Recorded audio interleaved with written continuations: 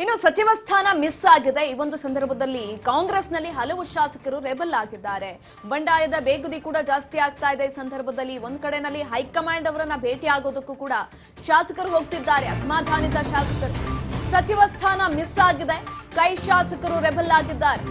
ಸಂಪುಟ ವಿಸ್ತರಣೆ ಬಳಿಕ ಕೈನಲ್ಲಿ ಬೇಗುದಿ ಜಾಸ್ತಿ ಆಗಿದೆ. ಸಚಿವ ಸ್ಥಾನ ಕೈ ತಪ್ಪಿದ್ದಕ್ಕೆ ಶಾಸಕರ ಬಂಡಾಯ.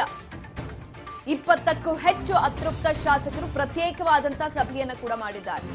ಶೀಘ್ರವೇ ಹೈಕಮಾಂಡ್ ಭೇಟಿಗೂ ಕೂಡ ಶಾಸಕರು ಪ್ಲಾನ್ ಅನ್ನು ಮಾಡಿಕೊಂಡಿರುವಂತದ್ದು.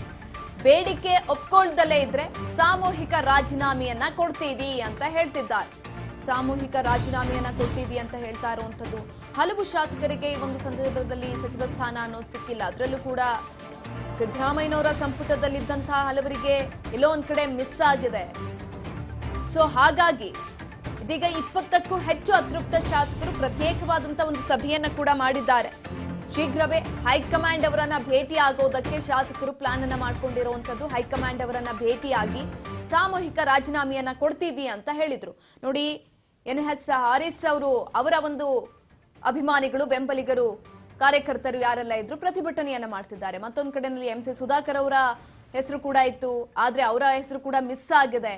ದಿನೇಶ್ ಗುಂಡೂರಾವ್ ಅವರು, ಹೀಗೆ ಹಲವರ ಹೆಸರು, ಅದರಲ್ಲೂ ಕೂಡ ಸುದೀರ್ಘವಾಗಿ ರಾಜಕೀಯದಲ್ಲಿ ಆಳ್ವಿಕೆಯನ್ನ ಮಾಡ್ಕೊಂಡ್ ಬಂದಿದ್ದಂಥವ್ರು, ಸಚಿವ ಸ್ಥಾನ ಸಿಕ್ಕೇ ಸಿಗುತ್ತೆ ಅನ್ನುವಂತ ನಿರೀಕ್ಷೆಯಲ್ಲಿದ್ದಂಥವ್ರು, ಅವರೆಲ್ಲರ ಹೆಸರು ಕೂಡ ಬಿಟ್ಟೋಗಿದೆ.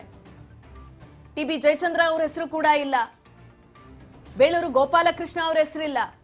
ಹೀಗೆ ಹಲವರ